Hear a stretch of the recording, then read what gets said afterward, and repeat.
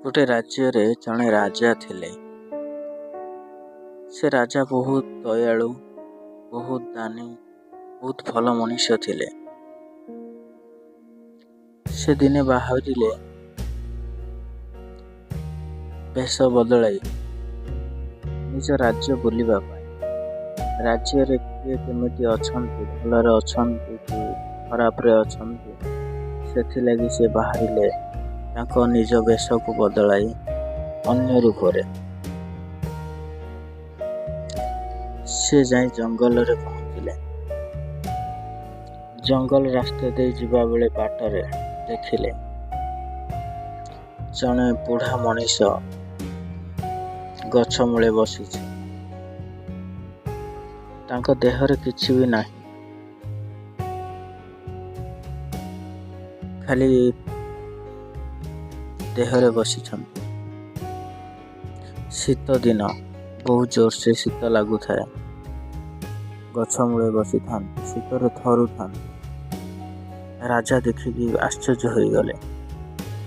से भाविले मो राज्य रे एमिति भी लोक अछंती। मु जदि आज वेश बदले न आसी थांती मु एमानकु देखि पार न थांती।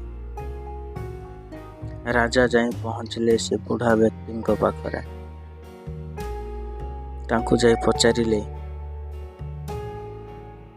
तुम एठी गछ मूले खाली देहरे बसीछ, शीत दिन तुमको शीत लगुनि, खरा भी काटुनि, एठी बसीछ खाउछ कौन?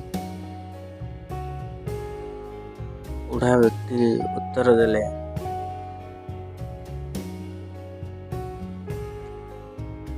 मु गछ मूले बहुत दिन है बसी आसुची, मोर अभ्यास हो जाइछि। मु खाली देहरे बसीछि, राति हेले भी एठी सोउछि, मोर अभ्यस्त हो गला। हो ठीक अछि, मु जाउछि तुम लागि गोटे कंबल नै आसीबी।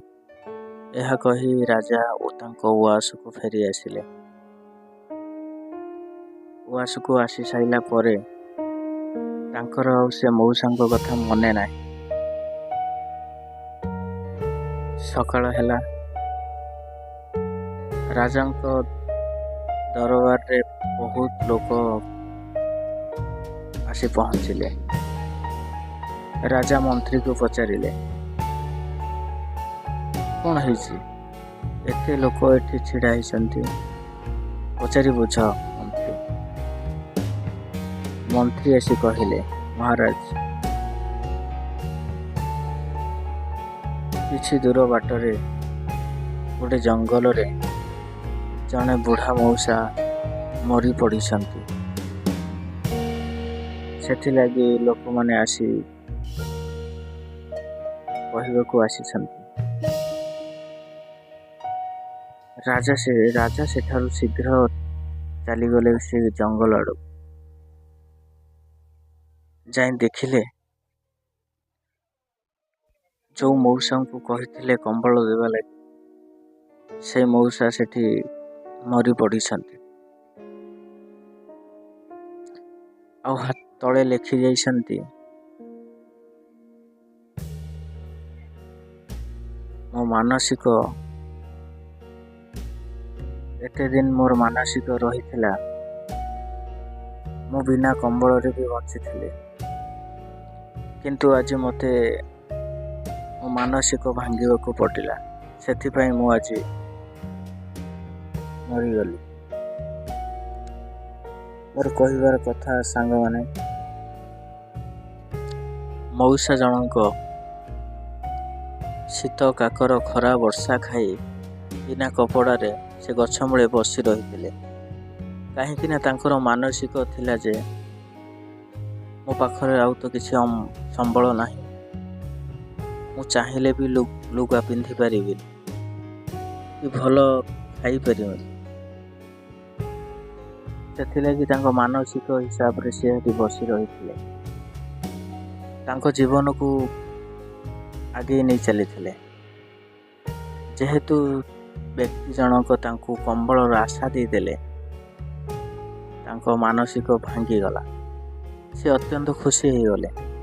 एते दिन मु बिना कंबल रे କିଛି ଶୀତ କାକର ବର୍ଷା ଖାଇ ଏ ଗଛ ମୂଳେ ବସିଛି। ଆଜି ମୋତେ କମ୍ବଳ ମିଳିଗଲେ ମୋତେ ବହୁତ ଭଲ ଲାଗିବ। ତାଙ୍କର ସେ ଯେଉଁ ମାନସିକ ଥିଲା ଭାଙ୍ଗିଦେଲେ। ନା କମ୍ବଳ ମିଳିଲା ନା ମାନସିକ ପୂରଣ ହେଲା। ମୋର କହିବାର କଥା ହେଉଛି ସାଙ୍ଗମାନେ, ଆପଣ ବି ଯେତେବେଳେ ଯେଉଁଟା କରିବାକୁ ଚାହୁଁଛନ୍ତି, ଯେଉଁ ମାନସିକ ରଖିଛନ୍ତି, ଏଇ ଜିନିଷଟାକୁ କରିବେ।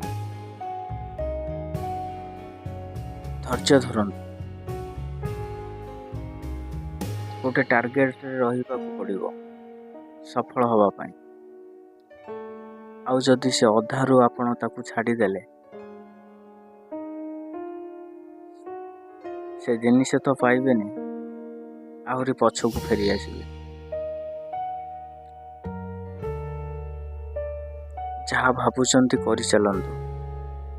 ଧୈର୍ଯ୍ୟ ଧରିବାକୁ ପଡ଼ିବ। ଅଧାରୁ ଯଦି ଆପଣ ଅଧୈର୍ଯ୍ୟ ହେଇଯିବେ, ଆଉ କାହା କଥାରେ ପଡ଼ି ସେ ସିଦ୍ଧାନ୍ତ ବଦଳି ଦେବେ, ବୁଢ଼ା ମଉସା ଭଳି ହେଇଯିବେ। Thank you. ଯଦି ମୋ ଭିଡ଼ିଓଟି ଭଲ ଲାଗିଲା ତାହେଲେ ଚ୍ୟାନେଲକୁ ଲାଇକ୍ କରନ୍ତୁ, କମେଣ୍ଟ କରନ୍ତୁ, ସବସ୍କ୍ରାଇବ୍ କରିବାକୁ ଜମା ବି ଭୁଲିବେନି। ପାଖରେ ଥିବା ବେଲ୍ ଆଇକନକୁ ପ୍ରେସ୍ କରିନିଅନ୍ତୁ, ଯାହାଫଳରେ ମୁଁ ଯେତେ ବି ମୋଟିଭେସନାଲ୍ ଷ୍ଟୋରି ଅପଲୋଡ଼ କରିବି ସର୍ବପ୍ରଥମେ ଆପଣମାନଙ୍କ ପାଖରେ ପହଞ୍ଚିବ। ରହିଲି, ନମସ୍କାର।